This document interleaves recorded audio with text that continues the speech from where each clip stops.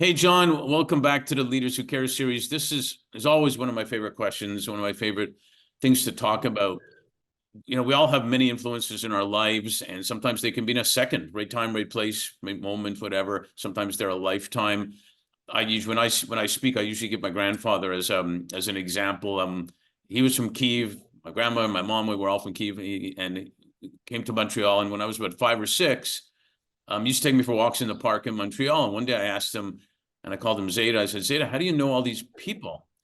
And he looks at me, he says, well, it was one day, and he had an accent, like the Kiev accent. He said, one day, I smiled at somebody, and he actually smiled back at me. And then he started talking to me.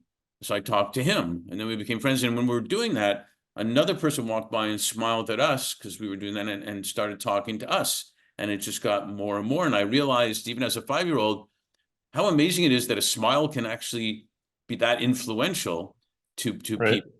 And then I've had other influencers after that. So that's why I love asking this question. And so with that said, I'm sure you have a ton also, but maybe you can share, 2 or 3 people that have been influential in your life.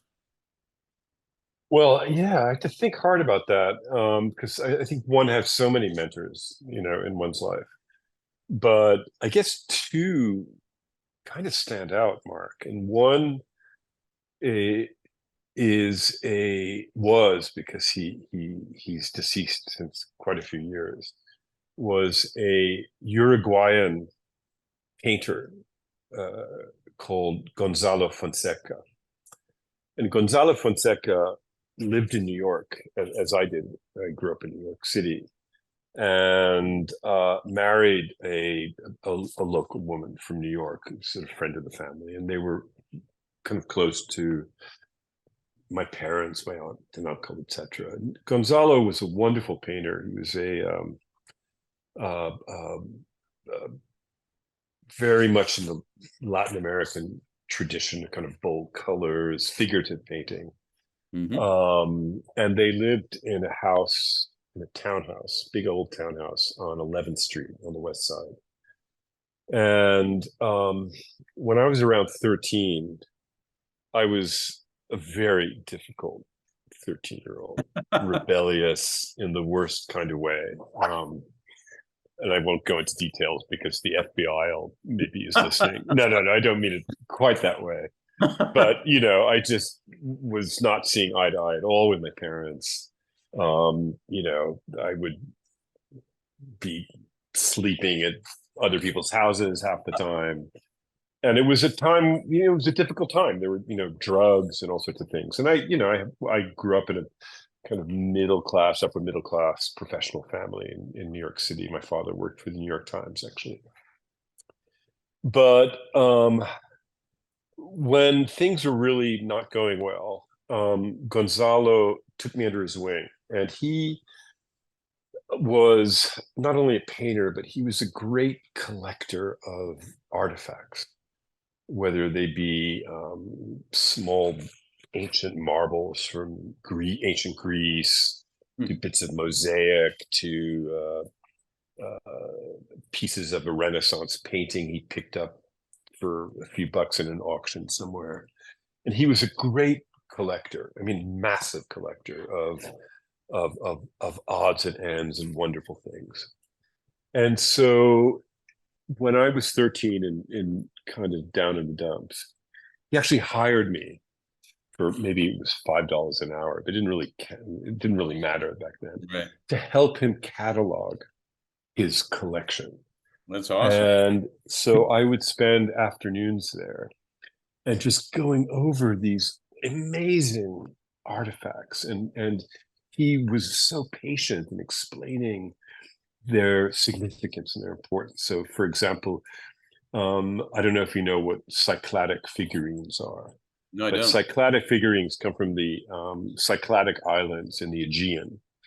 And they were really they date to about 2000, 3000 BC. And they're some of the world's first figurative sculptures. And they're very stylized, very, very beautiful. They're kind of elongated people. And you're kind of praying or something like that. And he had a couple. And I remember once it was horrible because he was I actually broke one in half, which was a mortifying moment. Yeah, I bet. But then I learned so much about ancient cultures and aesthetics and things like that. And Gonzalo also, as I said, was from Uruguay, which is kind of really very far away, rather strange country. And he used to tell me about Montevideo and life in Montevideo in the 40s and the 50s, etc. And he would work to Mozart. And so he was the person who, for the first time, made me appreciate and listen to Mozart operas, which are really wonderful when you get into them. And sort of years later, I lived in Italy and would go to the opera, and it was just knowing about that was very, very important.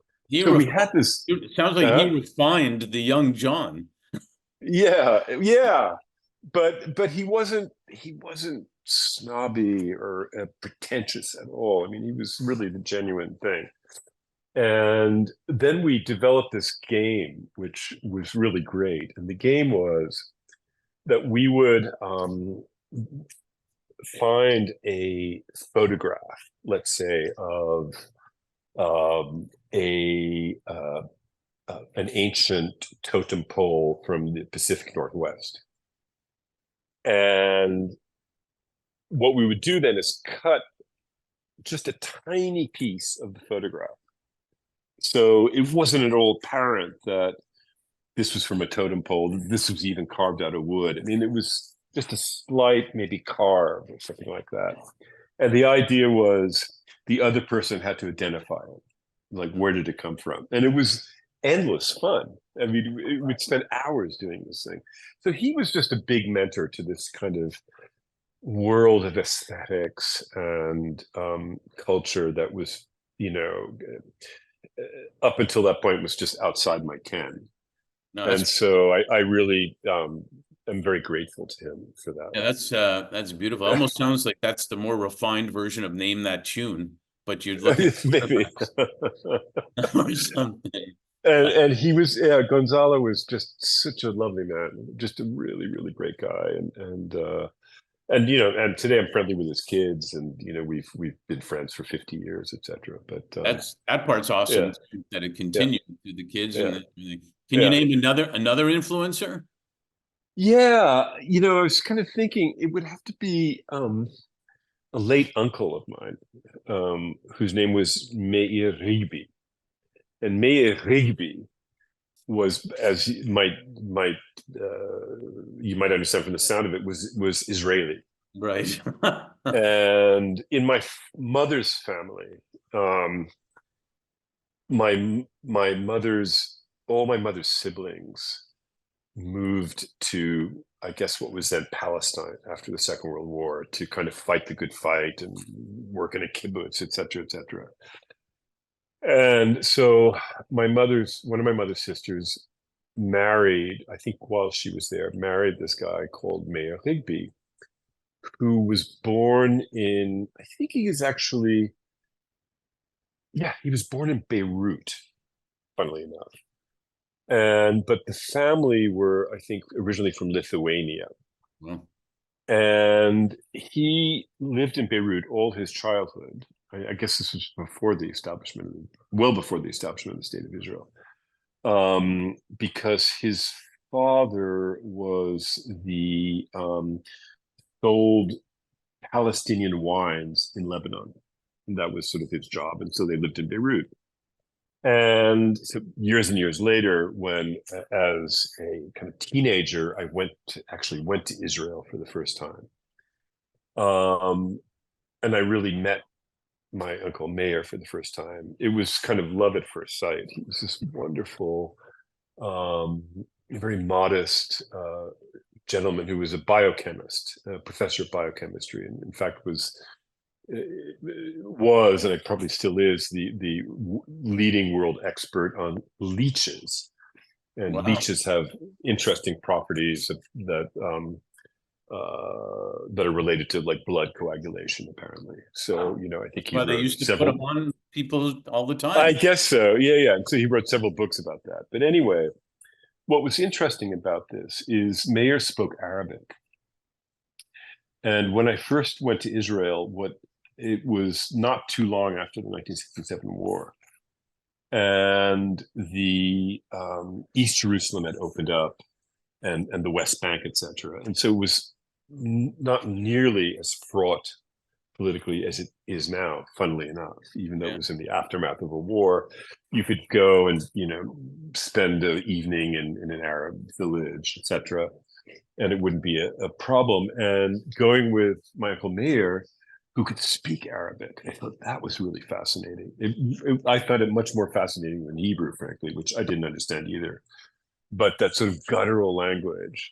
And I remember he was very patiently took me to some of the Islamic, medieval Islamic sites and holy places in Jerusalem and in the West Bank, and he would decipher this beautiful calligraphic Arabic, and I thought that's really cool. And so that was a big influence, because years later, when I was in college, I decided I needed to study a non-Western language, and I chose Arabic, and that and that was really because of those memories, of very fond memories of my Uncle Meir, etc. That's And so I spent a lot of my career and early career anyway in the Middle East, etc., in the Arab Middle East, it sounds which like is it's amazing actually if you think about the similarities between Gonzalo and Meir about what the influence they had on you was about foundational foundational stuff from artifacts to history to music to literally. yeah, And the reason yeah, I ask these questions a lot is you see the threads of how people are influenced and where they end up and stuff from people that we meet. And this is why we talk about it all the time with respect to leaders who care, is that we're always influencing people all the time, whether we know it yeah, or not. And it's our choice, like Gonzalo and Meir's did with you, to do it in a positive way, not yeah, to influence in a negative way. yeah. I mean, what's interesting, these were influences from adolescence, where one is, I think, probably especially impressionable. But, Yeah. I think of life as just a lifelong learning experience. And so, I think, there are a whole bunch of people I know now who in some ways are my mentors for various things, as probably I am mentor for them as well. Sure, but it's So interesting though, the experiences with the way the world is today, the experiences you've had and I've had, like my grandfather, set the tone for how people are going to be later. yeah, yeah. Well, the child is the father of the man, is that true? Yeah.